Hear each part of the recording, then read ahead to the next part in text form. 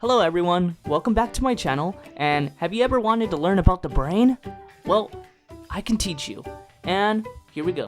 The brain is an amazing 3-pound organ that controls all the functions of the body. It interprets information from the outside world and embodies the essence of your mind and soul. Intelligence, creativity, emotion, and memory are a few things that govern the brain, protected within the skull. So, the brain is composed of the cerebrum, cerebellum, and brainstem. The cerebrum is the largest part of the brain, and it functions as the vision, hearing, reasoning, emotions, and control of movement. The cerebellum is located under the cerebrum. Its function is to coordinate muscle movements and maintain balance and posture. The brainstem connects the cerebrum and cerebellum to the spinal cord.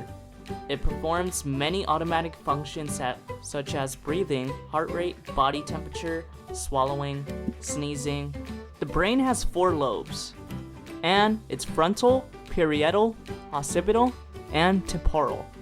Each part of the brain, or each lobe of the brain, is very important. The frontal lobe is towards the front of your head, and it's in charge of your personality, judgment, speech, body movement, intelligence, concentration, and self-awareness.